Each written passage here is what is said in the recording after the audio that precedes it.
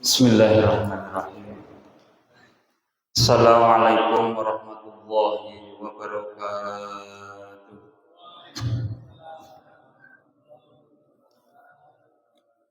Astaghfirullahaladzim. Astaghfirullahaladzim. Astaghfirullahaladzim. الذي لا إله إلا هو الحي القيوم وأتوب إليه من جميع المعاصي والذنوب أشهد أن لا إله إلا الله وأشهد أن محمدا رسول الله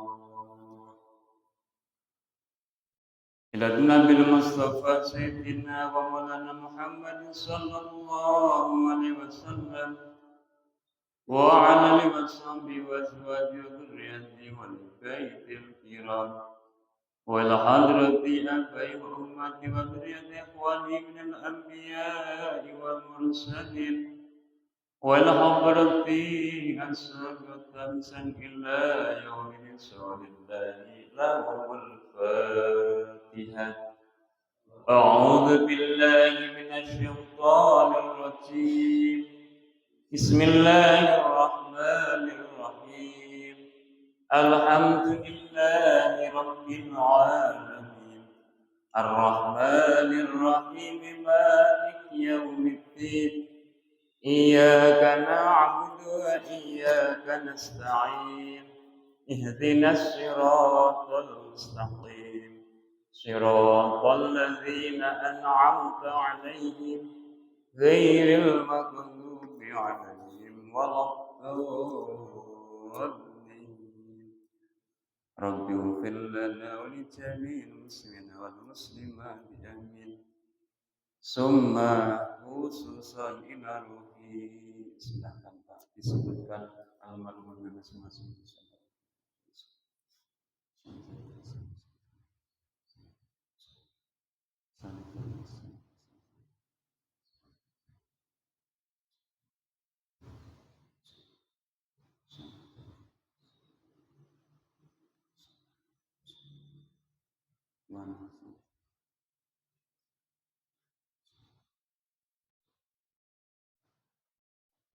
وخصوصا إلى روحي جميع أرواحهم الحاضر عندنا ورسل وفروعهم ومن الكفور من المسلمين والمسلمات والمؤمنين والمؤمنات من مشرق الأرض إلى مغربها برها وبحرها خصوصا آباء أمتنا جدتنا مشايخي ومشايخنا وخصوصا جيل bakal في هذه القرية كالأسري شهود لنا ولهم الفاتحة. أعوذ بالله من الشيطان الرجيم. بسم الله الرحمن الرحيم. الحمد لله رب العالمين الرحمن الرحيم مالك يوم الدين إياك نعبد وإياك نستعين اهدنا الصراط المستقيم صراط الذين أنعمت عليهم غير المغضوب عليهم ولا الضالين. رب اغفر لنا ولجميع المسلمين والمسلمات آمين. والحضرة به مصباح وصله وفرعه وسخه وتلقته والحضرة سامي الأنبياء سدي والصالحين والملائكة المقربين خصوصا سيدنا اسماء صاحب القرآن وذكر الجلال القدس العليم وحضرة مؤسس في جميع عقيدة العلماء من المقدمين والمتأخرين وحسن حضرتي أو التسمين أو المسلمين النبل المسلمين سكون ونقل الحاجات جميع من حضر عندنا وأصولهم وفروعهم حسن مقاصدنا بالخير يا الله حسن مقاصدنا بالخير يا الله حسن مقاصدنا بالخير يا الله في مقاصد الدنيا والآخرة لا رضا إلا بشفاعة رسول الله في بركة القرآن سيقول لنا ولهم الفاتحة أعوذ بالله من الشيطان الرجيم بسم الله الرحمن الرحيم الحمد لله رب العالمين الرحمن الرحيم مالك يوم الدين إياك نعبد وإياك نستعين اهدنا الصراط المستقيم صراط الذين أنعمت عليهم غير المغضوب عليهم ولا الضالين رب اغفر لنا ولجميع المسلمين والمسلمات آمين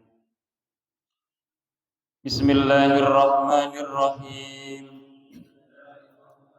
نويت التعلم وتعليما وتذكرا وتذكيرا والنفع والانتفاع والإفادة والاستفادة والحسان على التمسك بكتاب الله وسنة رسوله صلى الله عليه وسلم والدعاء إلى الهدى والدلالة على الخير ابتغاء مرضاته وقربه وثوابه وحسن الخاتمة وحسن الخاتمة وحسن الخاتمة مع اللطف والعافية وصلاح العاقبة ولبنا بالمصطفى صلى الله عليه وسلم وعلى صحبه وأزواجه وذريته ولبيت الكرام وصلنا سنة الكتاب الله ولهم الفاتحة أعوذ بالله من الشيطان الرجيم بسم الله الرحمن الرحيم الحمد لله رب العالمين الرحمن الرحيم مالك يوم الدين إياك نعبد وإياك نستعين اهدنا الصراط المستقيم صراط الذين أنعمت عليهم غير المغضوب عليهم ولا الضالين رب اغفر لنا ولجميع المسلمين والمسلمات آمين. Saya kira ada buang ternyata mau ada nasi kegiatan ya gadol. Ya. A'udzu billahi minasyaitonir rajim. Bismillahirrahmanirrahim. Bismillah, alhamdulillah, wassalatu wassalamu ala rasulillah Sayyidina Muhammadin bin Abdillah Sayyidina Muhammadin bin Abdillah Sayyidina Muhammadin bin Abdillah wa ala alihi wa sahbihi wa wala la hawla wa la quwwata illa billah la hawla wa la quwwata illa billah la hawla wa la quwwata illa billahil aliyyil azim. Qala rabbi shalli sadri wa yassir li amri wa hlul 'uqdatam min lisani yafqahu qawli. Rabbi zidni ilma warzuqni fahman. Amin. فقد قال تعالى في كتابه الكريم وسهل القائلين أعوذ بالله من الشيطان الرجيم بسم الله الرحمن الرحيم يا أيها الذين آمنوا توبوا إلى الله توبة نصوحا وقال أيضا وسارعوا إلى مغفرة من ربكم وجنة اسم أعدت للمتقين صدق الله العظيم. وقال النبي صلى الله عليه وسلم من كان يومه شر من أمسه فهو خاسر ومن كان يومه سواء من أمسه فهو مغفور ومن كان خير من أمسه فهو رابح الحديث أو كما قال أما بعد. Hadratal Muhtaramin, para alimin, ulama, kiai, para masyayikh, filsuf yang berada di kerumunan Haikara Sri yang saya hormati dan semoga Allah muliakan. Pada bapak jamaah salat subuh Masjid Jami'ul Jannah yang pagi hari ini yang masih duduk di masjid ataupun yang sudah pulang ke rumahnya masing-masing, yang Al-Fatihah doakan semoga senantiasa dalam lindungan Allah Subhanahu wa Ta'ala. Amin. Segala puja dan puji hanya Allah Subhanahu wa Ta'ala, zat yang wajibil wujud, zat yang wajib wujud, wajib idam, wajib bako, wakaza, dan zat yang biasa mustahil adam, mustahil putus, mustahil masalah hawadis wakaza. Terusin sendiri Pak. Yang senantiasa telah berikan kita banyak kenikmatan sehingga di pagi hari ini Allah Subhanahu wa Ta'ala mentakdirkan kita bersama sehabis yang pada pulang kampungnya masing-masing. Saya ucapin selamat datang lagi di rumah Negara Sri dan selamat pusing ya. Karena yang saya amati ketika saya melihat orang-orang yang pada habis pulang kampung mukanya pada cemberut, beda sama yang nggak pulang kampung. Karena apa? Pasti kepikirannya kan, saya kemarin nyari setahun full, tak bawa pulang nggak ada seminggu, ludes. Ya, udah apa ikhlasin, ikhlas. Insya Allah kalau kita sudah legowo ikhlas, buru-buru diganti. Cuman kalau kita merasa nyesel, terus diinget, gue kemarin tak kasih ini, itu, wono, akhirnya jadi hijab, penghalang. Lama proses untuk pemulihan. Cuman kalau kita kayak orang buang kotoran di kamar mandi, buru-buru nggak inget, apalagi udah nggak kebayang lagi yang kita berikan, apalagi ke orang tua. Ya, padahal ke orang tua paling gula setengah kilo. Kesininya beras dibawa, ayam dibawa, pisang mentahnya naik apa dibawa, kadang-kadang teh ada nangka yang udah dibungkus sama karung, ya, udah dibungkus loh, masih kelihatan itu dipotong dinaikin ke mobil, yang pulang pakai mobil. Kalau yang naik bis mah aman, paling bawaan kita tengah tuh nggak mungkin bawa sembarangan segala macam. Yang senantiasa pagi hari ini mempertemukan kita kembali untuk melaksanakan suatu amaliyah, yakni thalabul ilmi. Tak henti-hentinya al-fakir memohon kepada Allah Subhanahu wa Ta'ala agar supaya kumpulnya kita di setiap hari Ahad, thalabul ilmi itu senantiasa diberikan pemahaman oleh Allah Subhanahu wa Ta'ala, bisa menjadi salah satu wasilahnya kita diperbaiki oleh Allah Subhanahu wa Ta'ala segala kehidupannya, keberkahan di dalam hidupnya, keberkahan di dalam keluarganya, dan keberkahan di dalam kemasyarakatannya. Karena sering saya sampaikan, ilmu walaupun toh cuman sedikit, cuman kita amalin. Insya Allah itu lebih baik daripada ilmu kita segudang, cuman nggak pernah kita amalin. Cuman yang paling celaka lagi, nggak punya ilmu, nggak mau amal. Itu lebih celaka. Karena apa? Udah nggak punya ilmu, nggak bisa ngamalin.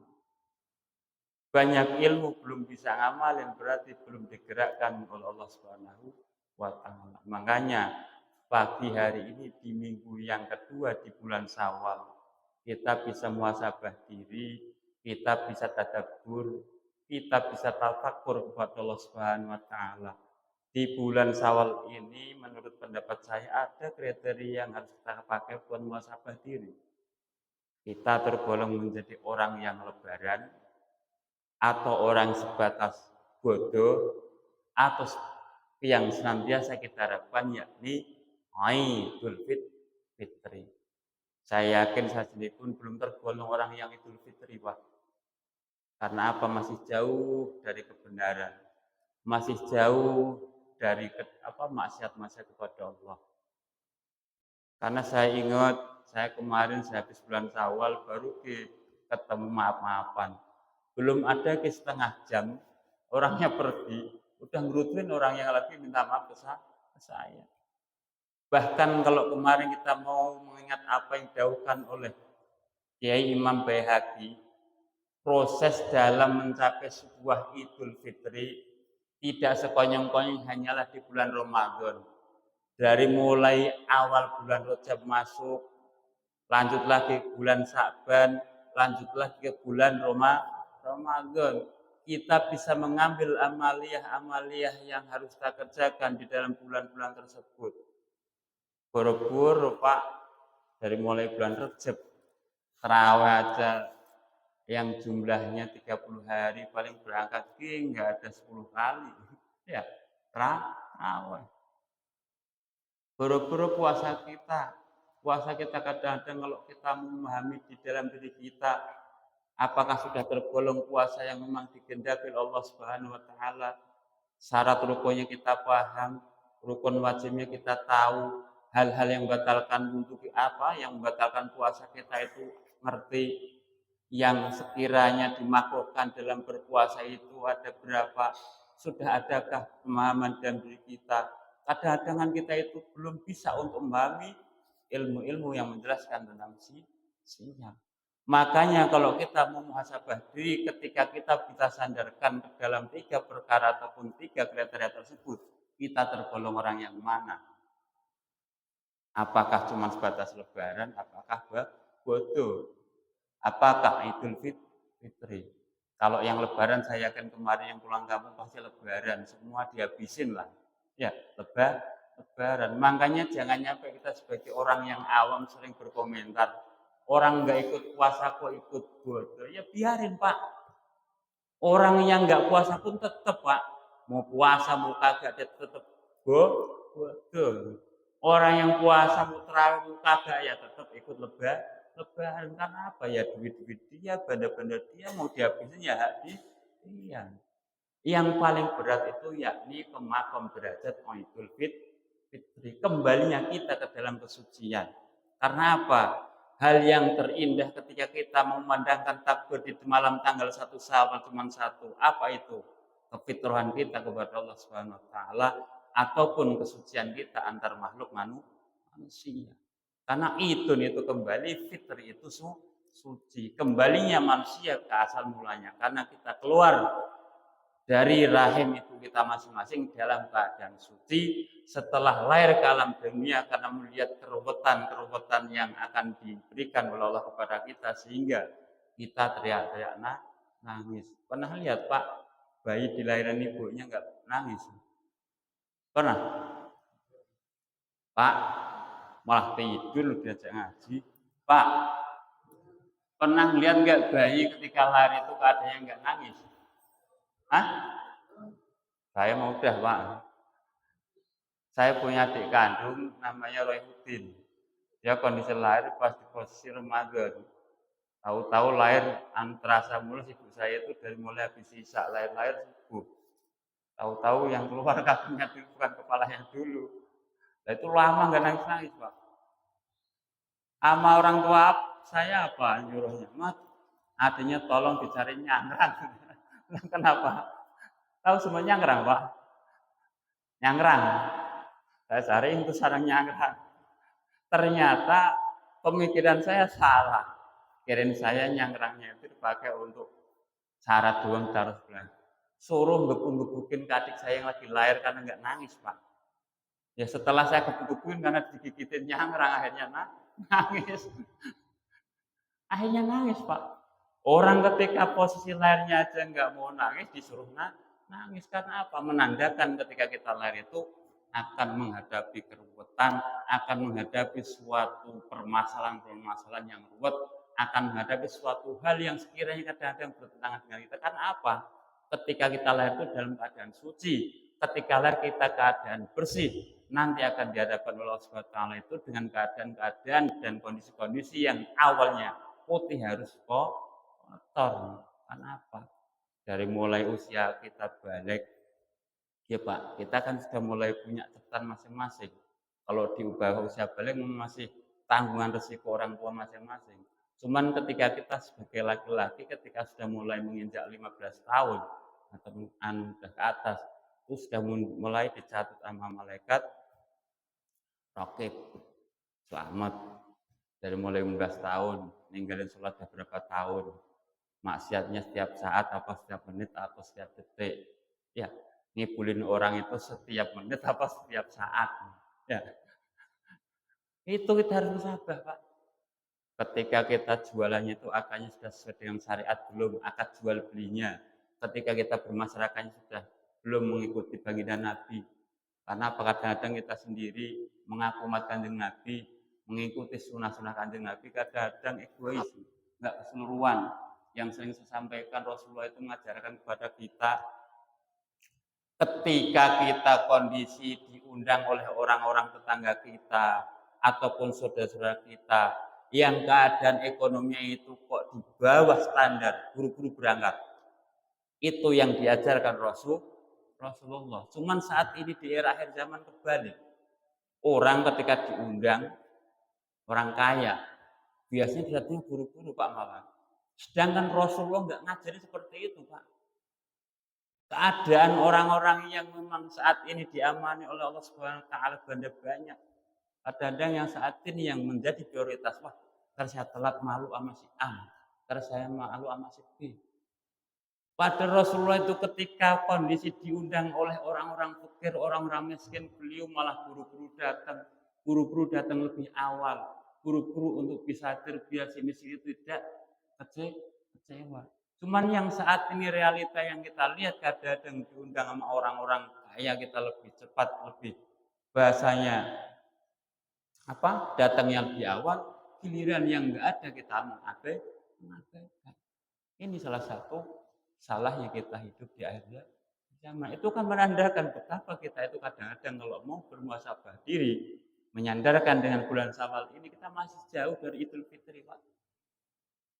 Jangan sampai kita itu saat ini terus kondisinya percaya diri, wah saya mau bersih, wah saya mau udah nggak ada dosa. Ntar dulu, Pak. Introspeksi diri kita sendiri saat ini. Disandarkan kemana akan kesalahan kita, maksiat yang sering kita jalankan. Sudahkah kemarin puasa kita, tarawih kita, ibadah sunnah kita bersih daripada sifat ujub, sub'ah, sombong, merasa diri kita paling tawadhu, merasa diri kita paling alim, merasa diri kita paling soleh, merasa diri kita paling dermawan. Sedangkan kalau kita sandarkan kepada hakikat ibadah ataupun perbuatan kita, tidak jauh daripada pertolongan Allah Subhanahu wa taala. Yang sering saya sampaikan, Pak. Kita di masjid dibangunkannya ya sama Allah. Sudah bangun dijalankannya ke kamar mandi, semua juga dijalankan Allah. Kita dari rumah masing-masing masjid juga Allah yang jalan. Bahkan kalau kita mau menghilangkan sifat hadun nafsi dalam diri kita, ketika kita sudah memberikan suatu hal kepada orang yang membutuhkan, kayak kita nyantunin anak yatim, memberikan sedekah kepada orang yang membutuhkan, Jangan ada kalimat kita aku haknya Allah. Ketika kita sandarkan kan itu duit-duit Allah, itu rezeki-rezeki milik Allah. Nggak bisa kita ambil, Pak. Terus kita merasa, wah saya mah paling dermawan, wah saya mah paling nggak bisa. Karena tidak jauh kita itu adalah makhluk bikinan Allah. Apa-apa harus pertama kali yang kita sebut adalah Allah. Jangan merasa diri kita, wah, saya paling baik, saya paling tekun, saya paling rajin. Karena Rasulullah mengajarkan untuk memberikan suatu sifat dan diri kita itu sifat-sifat yang memang benar-benar lebih memikirkan akan kejelekan-kejelekan yang ada di dalam diri kita. Jangan kebaikannya. Bahkan ketika Bapak kepengen kondisi saat ini di awal-awal bulan Syawal tergolong orang-orang Idul Fitri enggaknya itu, lihat diri kita, Pak. Ada faedah apa kemarin kita di Romat ataupun di tempat di bulan suci Ramadan. Contoh keberkahan yang kita dapat di bulan suci Ramadan. Kemarin kita kondisi ke masjid kalau sudah dengar azan, ya kali-kali di azan gantian jangan dengerin duluan. Seringnya makmum itu kan dipanggil, nggak mau manggil. Padahal orang yang paling baik di alam dunia ialah orang-orang yang azan. Mau mengingatkan pada orang-orang yang saat itu memang lagi lagau ataupun lagi ada kesibukan di dalam kehidupannya. Makanya antara imam dengan makmum, mohon maaf Pak Haji, derajatnya lebih tinggi daripada muadzin. Karena apa? Dia itu memanggil, Pak. Ini waktunya sholat, ayo pada sholat. Nah, saat ini kan kadang-kadang ketika belum dipanggil adzan, ini belum datang. Kali-kali kayak seminggu sekali adzan. Seminggu sekali datang lebih awal. Kalau nggak seminggu sekali ya 2 minggu sekali. Kalau nggak 2 minggu sekali ya sebulan sekali lah. Masa kadang-kadang saya lihat Pak Haji udah diplek foto suruh azan yang imami. Ya Allah. Makanya di bulan Syawal ini bareng-bareng muhasabah diri kita itu mau disandarkannya kemana. Kalau toh memang Idul Fitri, muhasabah dulu diri di dalam diri kita. Sudahkah proses-proses yang ada kemarin itu kita manfaatkan? Kalau belum, kalau toh nanti di tahun depan Allah kasih kesempatan, minta dirubah Allah sama Allah Subhanahu wa taala. Dari mulai proses untuk pensucian masuk ke dalam bulan Syaban, jalanin amalia yang bisa kita jalankan. Terus yang paling utama di bulan suci Ramadan, manfaatkan di bulan suci Ramadan untuk menuju ke dalam kefitrahan kita masing-masing. Karena fitrah itu adalah orang-orang yang memang khusus yang Allah pilih untuk senantiasa dikembalikan kepada asal mulanya. Dan ketika kita sudah kembali lagi ke fitrah, kembali ke dalam kesucian, pertahankanlah fitrah tersebut. Karena tidak ada lagi kalimat yang memang indah ketika di bulan Syawal terkecuali kembalinya kita kepada kesucian kita yang Allah takdirkan awal mula kita dilahirkan di rahim ibu masing-masing. Dan nyampe ketika kondisi kita itu sudah ada kefitrahan, ciri-ciri dan diri kita, terus kita kotorin lagi, kita tambahin lagi, jangan. Pertahankan, Pak. Karena yang tadi saya sampaikan, kata baginda Nabi, mangkana yaumuhu sarrun min amsi fahuwa khosirun. Barang siapa hari ini kok lebih jelek daripada hari yang kemarin, berarti dia tergolong yang rugi. Wa mangkana yaum sawa min amsi fahuwa makbuhum. Barang siapa hari ini kok sama hari yang kemarin, dia tergolong orang yang jelek.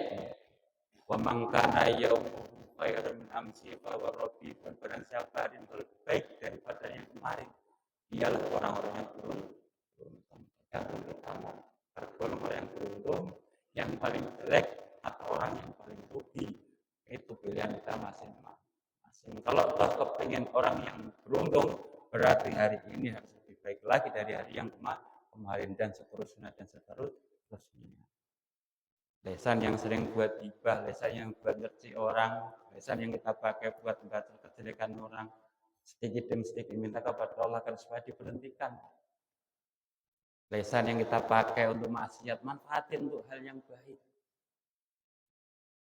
manfaatkan untuk hal-hal yang sekiranya itu bisa mendatangkan, bisa untuk membawa kita kepada ridha Allah Subhanahu wa taala.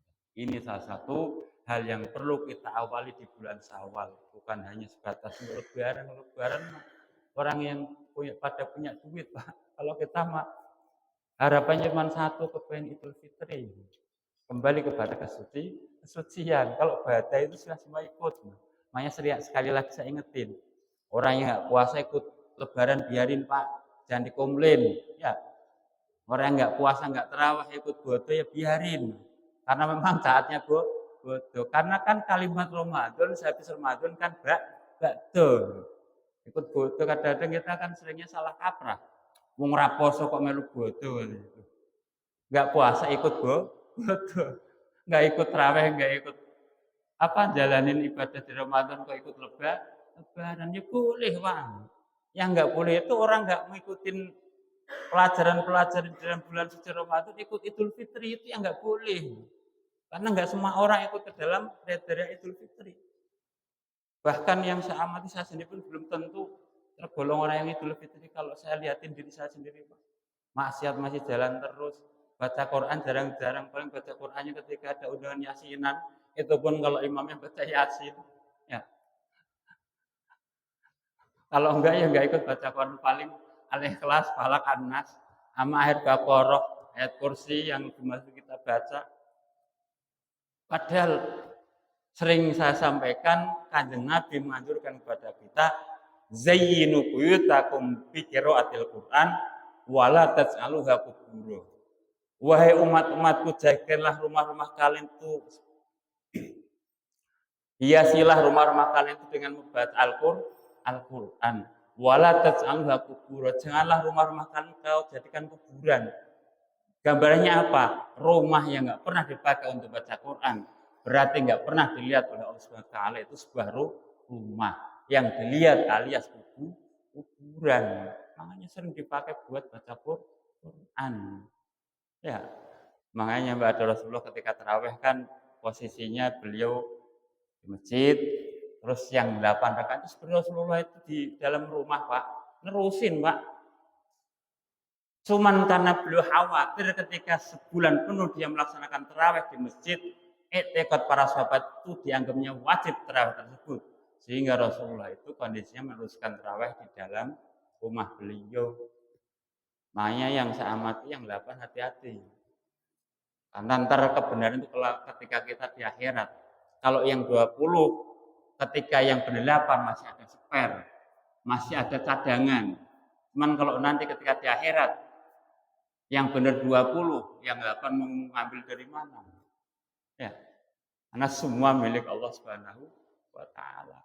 Makanya sering saya sampaikan kalau di masjid tetap tarawih 20 rakaat, witirnya 3 rakaat. Saya antisipasi, Pak. Saat ini kan jadi seorang sopir. Nanti ketika di akhirat mempertanggungjawabkan apa yang pernah saya jalankan di sini, tahu-tahu yang benar itu 20, jangan jalinya 8 baik. Ya, ntar yang paling pertama dikecek kan pasti selamat. Dikecek cuman selamat. Ya satu apa? Walaupun toh nanti dimasukin neraka tetap selamat, nggak akan berubah. Karena namanya selamat. Mau digantung malaikat itu tetap selamat. Enggak sembarang orang. Namanya selamat. Kalau antar di neraka kepanasan saya enggak, karena selamat. Ya berarti.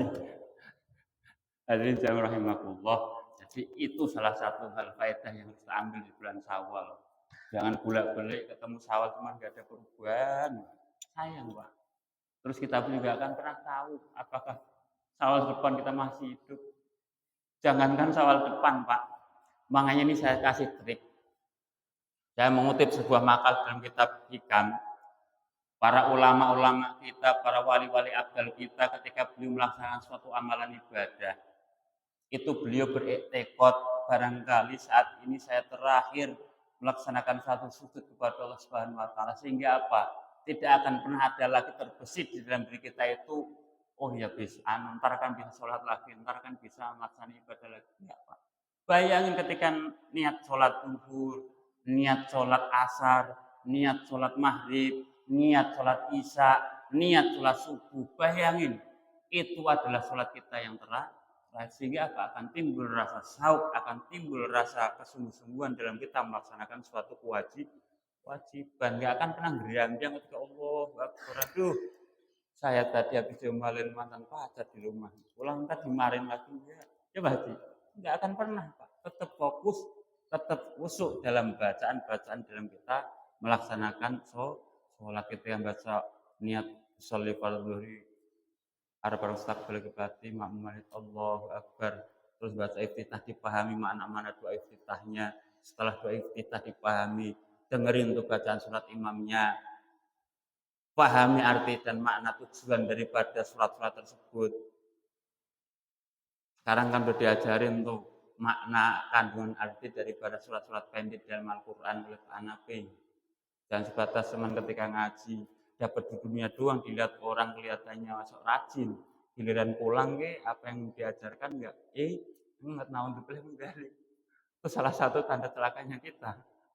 Celaka di dunia pun sudah kelihatan kan, di majelis ilmu tuh enggak pernah dapat ilmu. Ya, kelihatannya rajin ngaji, cuman enggak pernah ditempelkan suatu ilmu oleh Allah Subhanahu wa taala untuk belajar.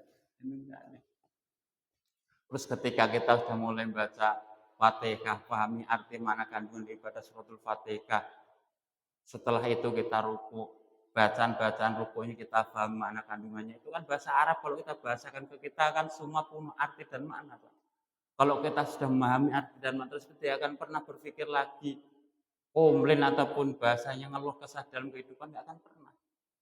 Karena tahu maksud dan tujuan daripada doa-doa yang kita baca. Kok nggak pakai bahasa kita sebelah? Kalau bahasa kita emang kelamaan Pak. Makanya nggak sah kalau sholat ketika baca Fatihahnya, ketika baca doa-doa yang sekiranya itu memang ajaran dari soronya kita ganti.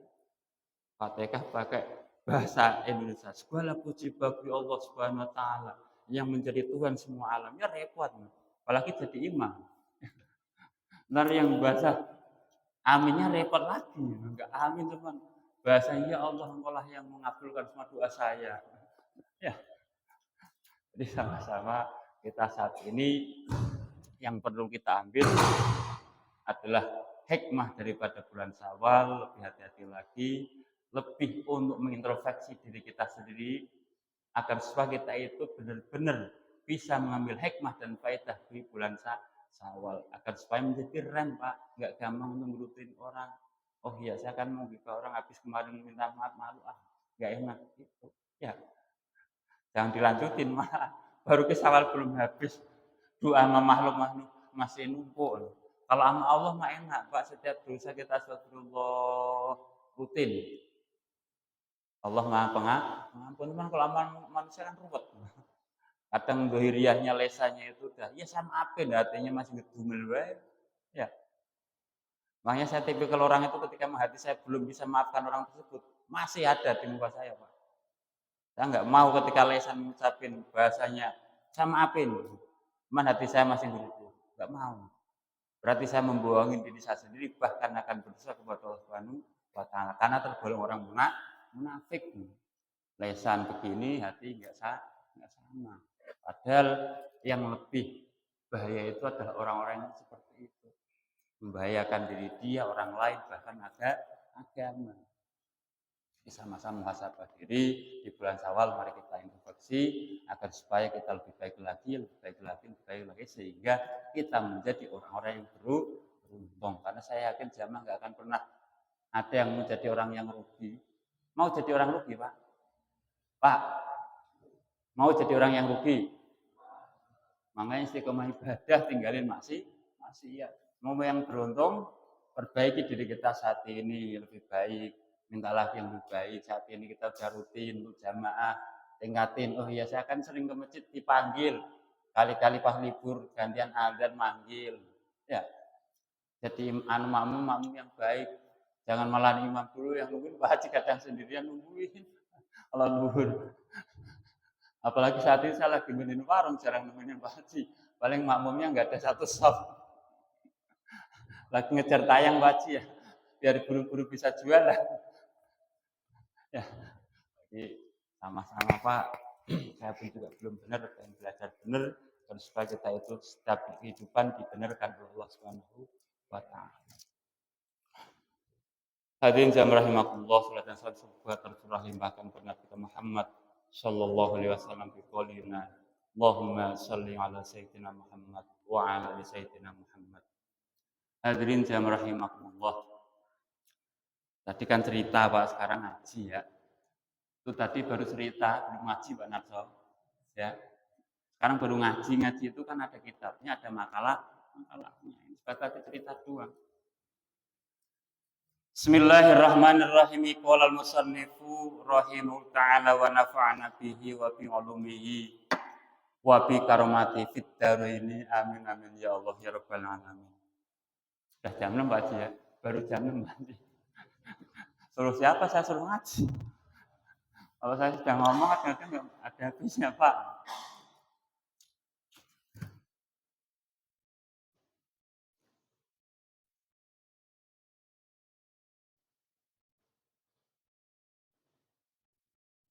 Wa fi qaulihin Nabi sallallahu alaihi wasallam yarhamkumullah riwayatani ala annahul ajasmu jawabul amri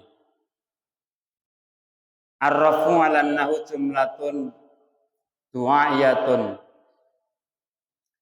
Meneruskan kembali makalah yang pernah saya sampaikan dulu di bulan Ramadan karena udah kemarin lewat.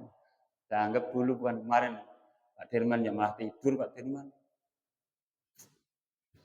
Pak Dirman malah tidur. Nanti tanya istri, Pak Slamet ngajarin apa tadi? Tidur. Ya.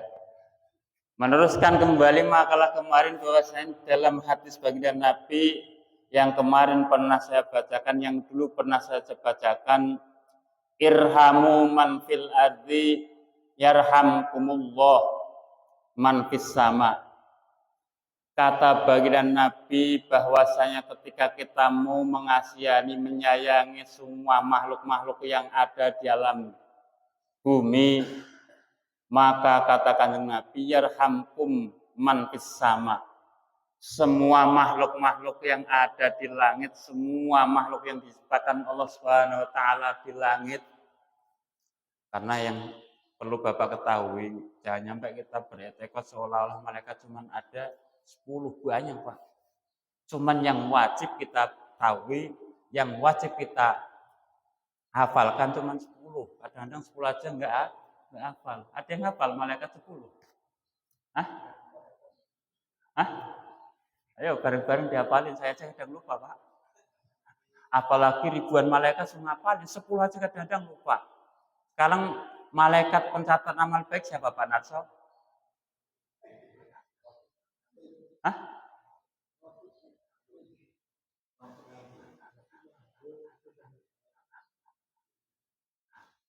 Siapa? Pak Narso? Pencatat amal baik. Paling yang dihafalin kan malaikat penjemput nyawa. Siapa? Israel. Padahal kalau sampai dulu. Padahal malaikat yang paling dihafalin. Sama penjaga neraka paling malaikat malaikat ribuannya lupa. Padahal malaikat ribuan gampang dihafalin karena posisinya sering dipakai untuk nama orang. Ya. Malaikat 10 aja nggak hafal, apalagi disuruh ngapalin jumlah 6.000. 6.000 malaikat. Udah yang penting 10 aja dihafalin agar supaya kalau ketika ketemu kan kita udah kenal duluan. Oh si Malik, oh si Ridwan, oh kayak gini mukanya Rakib. Ya Haji. Jadi kembali lagi kepada makalah di dalam hadis Nabi irhamu man fil ardi yarhamkum man fis sama. Ketika kita mau menyayangi semua makhluk-makhluk di alam bumi, maka semua makhluk-makhluk di langit akan menyayangi kita. Jadi gambarannya kemarin itu katakan Nabi itu ketika kita saling ngasih satu sama lain, insya Allah malaikat-malaikat yang ada di langit pun akan mengasihi kita. Jin-jin yang ada di langit pun akan mengasihi kita, akan mendoakan kita. Ketika kita nggak mau mengasihi semua makhluk-makhluk di alam dunia, di alam bumi ini, maka sebaliknya Malaikat akan mendoakan jelek ke kita. Malaikat rahmat menang kita pun enggan, males, ngapain. Yang nggak pernah ada rasa sayang kepada makhluk-makhluk yang lain. Yang nggak ada rasa sayang kepada makhluk-makhluk yang lain. Karena kita nggak pernah merasa sayang kepada makhluk-makhluk yang ada di alam dunia. Contoh kemarin kejadian di Imam Ghazali, lalat ketika beliau lagi nulis kitab, sempat-sempatnya beliau itu mengasih kesempatan salah tersebut. Dia minum dulu, berhenti dia nulis, Pak. Yang ditanggapi ada lalat masuk, penyakit ini. Iya Pak Narso, asem. Gangguin orang lagi ngopi, ikut nimbrung. Ya. Padahal Imam Ghazali seorang yang mustahid kondang, yang rujukan ulama-ulama yang saat ini bukan di Indonesia doang, Pak. Seluruh alam dunia, Pak, merujuk untuk memakai karya-karya daripada Imam Ghazali. Memberikan kesempatan minum air tinta beliau karena tahu sila tersebut, ya. Berkahnya dia mengasihani, menyayangi seekor lalat, ternyata menjadi wasilahnya dia mendapatkan ridha Allah Subhanahu wa taala. Karya-karya beliau yang pernah dia jalanin katanya itu mah enggak menjadi dalil ibadah yang pernah kau jalankan di dunia. Saya tolak. Karya kitab kamu saya tolak. Ibadah-ibadah yang lain saya tolak. Cuman gara-gara mengasihani, menyayangi seekor lalat menjadi salah satu daripada wujud ridhonya Allah Subhanahu wa taala. Makanya hati-hati, amalan kecil pun asal kita ikhlas itu insyaallah akan menjadi suatu cara kita mendapatkan ridhonya Allah Subhanahu wa taala. Ini kan sebagai contoh, Pak, agar supaya kita itu mau muhasabah diri untuk senantiasa mau melaksanakan sekecil apapun yang dianggap nilai ibadah. Jangan cuma ngandelin ibadah gedenya doang, belum tentu, Pak. Ibadah gede terus diterima oleh Allah Subhanahu wa taala, jangan pede. Ya, cuman ya terus jangan nggak mau ibadah. Nggak mau ibadah cuman maunya ngasihani lalat, kalau nggak cicak, biar cicak. Tetap, Pak. Maksudnya itu ketika kita itu sudah rutinitas punya ibadah yang memang istiqomah kita jalankan, lengkapi, tambahi, agar supaya ibadah-ibadah kita semakin banyak peluang untuk menggapai ridha Allah Subhanahu wa taala. Jadi di dalam hadis tersebut kata para ulama menjelaskan ada dua riwayat di dalam pembacaan hadis Rasulullah, yakni yarhamkum mangkis sama. Ada yang baca nasab, ada yang membaca jazm, ada yang membaca rofa. Ketika kondisi kata ulama di sini, ketika dibaca jazm ala anau jawabul amri, status daripada yarhamkum itu menjadi jawaban daripada suatu perintah. Ketika dia membaca rofa, yarhamkumullah, berarti tergolong menjadi jumlah dua iya, itu kalau menurut para ulama ahli nahwu, ahli sorof. Makanya kita itu disuruh belajar sorof itu agar supaya Pak belajar Quran itu kan khawatirnya ketika nggak ada yang tahu akan ilmu nahwu, nggak paham pada ilmu alfiyah, nanti ketika di era akhir zaman ada harokat, ada hal-hal yang sekiranya nggak sesuai, kan ada yang benerin, Pak. Karena apa? Bisa dibaca fathah, bisa dibaca kasrah, bisa dibaca sukun. Itu dengan dalih yang jelas, Pak. Bapak baca Quran, ketika kondisi ditanya, kok dibaca sukun kenapa? Kan ini menjadi jazm karena rujukan kepada posisi lafaz tersebut, punya dalil, punya alasan. Ketika di dalam nanti ada salah kalimat ataupun salah harokat, kita bisa benerin, Pak. Nggak ngikutin Quran yang sekiranya menciptakan manusia. Ketika pemberiannya itu tetap punya ilmu. Makanya kalau di era pesantren tetap harus belajar ilmu nahwu sorof. Karena akhir zaman kalau kita nggak paham ilmu nahwu sorof, nanti ketika seharusnya sukun masih dibaca jer, yang seharusnya jer masih dibaca nasab, yang seharusnya dibaca nasab dibaca rofa. Sama kayak yang diriwayatkan oleh para ulama, di dalam yarhamkum ada yang membaca jazm, ada yang membaca yarhamkum manfi sama. Boleh boleh uma. Bahasanya boleh jazm, boleh rofa. Yang penting tahu kalau nanti dibaca jazm itu alasannya karena menjadi jawab, untuk doa. Iya, kalau posisi dibaca rofa karena mengikuti jumlah. Jadi lafaz tersebut adalah jumlah sebagai doa kita kepada Allah Subhanahu wa taala.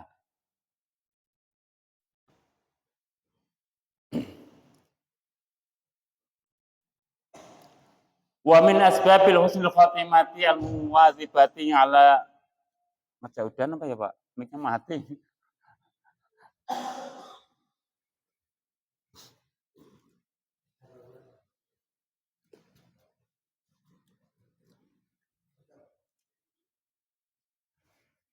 Udah nggak usah Pak Jono. Zamannya ini malah enak, ibunya pules. Dikit lagi. Wa min asbabil husnul khatimati al-muwazibati ala du'a. Ini ada suatu amaliyah yang bisa kita jalankan bersama-sama. Kalau toh kita kepengen meninggalnya dalam keadaan husnul khotimah. Kata Imam Nawawi mengutip sebuah runtunan hadis di hadisnya Kanjeng Nabi Muhammad Sallallahu Alaihi Wasallam, karena saya yakin di antara jamaah di sini pasti nggak ada yang kepengen meninggalnya dalam keadaan sul khotimah. Ada yang kepengen sul khotimah?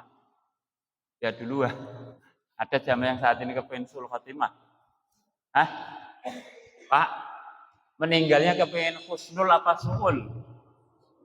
Ada amaliyahnya harus kita jalankan, Pak. Kata Kanjeng Nabi bahwasanya wa min asbabil husnul khotimati al-muwazibati ala dua. Ketika kalian kepengen meninggalnya dalam keadaan husnul khotimah, istiqomahkanlah berdoa doa di bawah ini. Apa kata Kanjeng Nabi? Allahumma akrim hadzal ummata Muhammad bijamili awaituka fid daraini. Ini salah satu amaliyahnya. Ya Allah, muliakanlah semua umat Kanjeng Nabi Muhammad dengan semua sifat kebaikan engkau di dalam dunia dan di akhirat. Ini doa yang pertama. Ya Pak, udah dengar ya teman, belum hafal itu tuh. Kalau pengen hafalin ke rumah, catat. Kalau di sini kelamaan. Ini salah satu doa yang harus dibaca. Kalau toh pengen meninggalnya dalam keadaan husnul khotimah. Rasulullah saja itu ketika kepengen meninggalnya dalam keadaan husnul khotimah, ya ada amaliyahnya, Pak. Ada doa yang rutin dia jalankan. Bahkan kalau saya baca dalam Sahih Bukhari, Sayyidatuna Aisyah, seorang istri baginda Nabi, itu pernah suatu saat dikasih tahu sama Kanjeng Nabi, ya Aisyah, engkau jangan tidur sebelum engkau menjalankan 4 perkara. Istri seorang baginda Nabi Muhammad Sallallahu Alaihi Wasallam. Nah, istri kita pernah dikasih nasihat seperti itu, Pak. Pak, istri kita pernah. Istri baginda Nabi, istri yang sudah, kalau saat ini sudah dapat bahasanya tiket lah. Langsung kelak di akhirat itu nggak usah dihisab, langsung masuk dalam surga, itu masih dikasih nasihat sama Kanjeng Nabi. Kamu jangan tidur sebelum melaksanakan 4 perkara. Tanya Aisyah pada Nabi. Apa itu ya Rasulullah? 1, kamu jangan pernah tidur sebelum menghatamkan Al-Quran. Sayyidatuna Aisyah, istri Kanjeng Nabi, ketika kamu sebelum hatam Quran jangan pernah engkau tidur. Itu yang pertama. Yang kedua, janganlah engkau tidur sebelum orang-orang mukmin muslim, mukminat muslim muslimat ridho akan engkau. Jangan pernah engkau tidur. Itu yang kedua. Yang ketiga, janganlah engkau tidur ketika para nabi, para utusan Allah kelak di akhirat sudah menjadi jaminan akan menolongmu. Yang terakhir, yang keempat ialah janganlah engkau tidur sebelum melaksanakan ibadah haji atau umrah. Itu kan pasti banyak pertanyaan-pertanyaan. Masa iya bisa semalaman dijalani? Solusinya Kanjeng Nabi, ternyata ya Aisyah, kamu ketika sebelum tidur khatamin Quran. Enggak kan lama khatamin Quran, sudah cukup dengan baca Al-Ikhlas 3 kali. Dan terus meminta ridho semua mukmin mukminat muslimin muslimat yang ada di dalam dunia. Kapan tidurnya ya Rasulullah? Jangankan minta ridho satu muslimin muslimat yang ada di dunia, 1 gang wae. Ya. Bisa nggak tidur semalaman. Karena apa kadang yang tetap sebelahnya, Assalamualaikum, udah ngorok. Apa solusi Kanjeng Nabi? Sebelum kamu membaca istighfar, Astaghfirullahaladzim minal mu'minin wal mu'min. Cukup baca istighfar, Astaghfirullahaladzim min jamil mu'minin wal muslimat, ataupun Astaghfirullahaladzim minal muslimin wal muslimat. Itu dibaca 3 kali. Terus janganlah engkau tidur sebelum para anbiya, para rasul kelak di akhirat menjadi jaminan untuk penolongmu. Ternyata cukup dengan baca Allahumma sholli ala sayyidina Muhammad wa ala jamil anbiya wal mursalin 3 kali. Terus yang keempat, janganlah engkau pernah tidur sebelum melaksanakan ibadah haji dan umroh. Solusinya ternyata cukup baca subhanallah walhamdulillah wala ilaha illallah wallahu akbar 3 kali. Hafal Pak? Paham? Bisa dimengerti? Ya? Paham sekarang, ntar pulangnya apa tadi ya? Kalau ntar lupa ke rumah Pak. Kalau enggak ke warung, saya lagi benerin warung. Apa tadi Pak Selamat?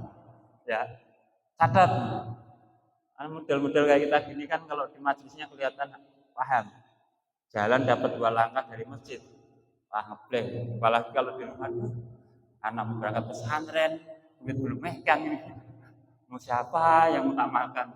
Habis pada pulang kampung semua. Karena kita usia-usia tua ataupun menggunakan sisa waktu. Jadi kesimpulannya kalau bareng-bareng istri kita dinasihatin, kasih amalan itu Pak. Selain bismillahirrahmanirrahim amut, tambahin lagi. Kalau dulu guru saya ngefurlah Kiai Maksum Jauhari Lelboyo pernah masih jajah baca ayat kursi ketika kalian kepengen terhindar dari sakit sama tenung. Cuman ketika nyampe di ayat wala yauduhu hifdzuhuma wa huwal aliyul azim dibaca sebanyak 11 kali bila ternafus tanpa nafas. Jadi ketika sudah mau nyampe wala yauduhu hifdzuhuma wa huwal aliyul azim 11 kali tanpa nafas, tarik dulu yang panjang baru nanti dibaca. Setelah itu baru baca yang tadi diajarkan Nabi Muhammad sallallahu alaihi wasallam. Kan banyak amalia yang harus kita kerjakan sebenarnya Pak.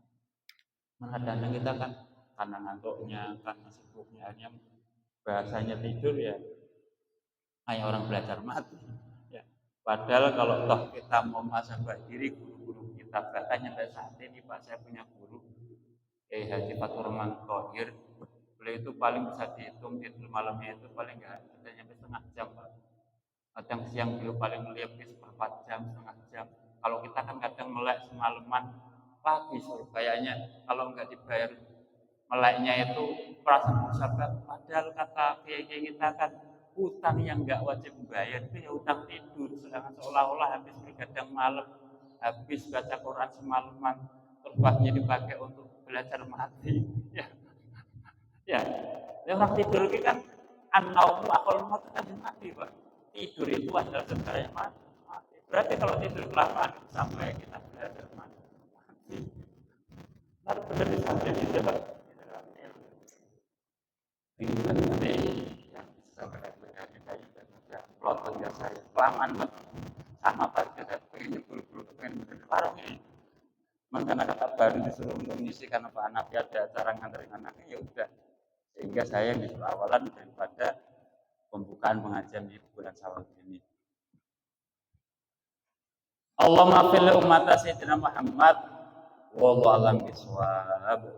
Ya Rabbana tarafna fi annana tarafna wa annana asrafna ala ladhu asrafna wa tum alaina tawbah taksir li kulli hubbah wa sullana umrati wa aminir ra'ati wa fil liwalidina rabbi wa muludina wal ahli wal ikhwani wasairil hilani wa kullu dhi mahabbah au jiratin au subah wal muslimina ajma amin rabbi isma wadlaw wajudamanna la tikisati minna bin mustafa rasuli nahda fi kulli suli salla wa sallam rabbi alaihi addal habbi wa alihi wa sahbihi adada tafisubi walhamdulillahi fil bad'i wat tanahi subhana rabbika rabbil izzati amma yasifun wa salamun alhamdulillahi rabbil alamin. Hadirin masyaallah muslimin jamaah rahimakumullah, kesimpulannya di pagi hari ini bulan Syawal, sama-sama kita muhasabah diri, mengintrospeksi, tafakur, tadabbur kepada Allah Subhanahu wa taala, apakah kita kondisi saat ini tergolong orang yang fitrah atau masih belum fitrah. Kalau belum, ketika kelak kita dipertemukan oleh Allah Subhanahu wa taala, jalanin, ambil dari mulai bulan Rajab, Sa'ban, Ramadan untuk menuju kepada kefitrahan kita, sehingga ketika kita sudah fitrah di bulan Syawal, mengawali bulan Syawal kita bisa pertahankan sampai ajal menyebut kita. Jangan saat ini hitam besok putih, besok putih, hitam putih. Ya, kalau kita saat ini kayak gitu, besok rajin, besoknya lagi malas, saat ini malas, besok rajin. Ketika banyak masalah, rajin ibadah, rajin sholat, rajin ke masjid, giliran masalah diambil, mengabaikan adanya ibadah jangan. Karena yang paling baik itu kata ulama, al istiqomatu khairun min alfi karomatin. Istiqomah itu lebih baik daripada 1000 keramat. Itu yang harus kita jadikan suatu amalia buat kita bersama. Istiqomah, Pak. Istiqomah dan istiqomah. Banyak kesalahan yang lakukan, bisa saya tidak. Akhir saya mohon maaf yang luas dan saya akhiri usikum nasihat Allah wallahul muwaffiq ila aqwamit thoriq. Assalamualaikum warahmatullahi wabarakatuh.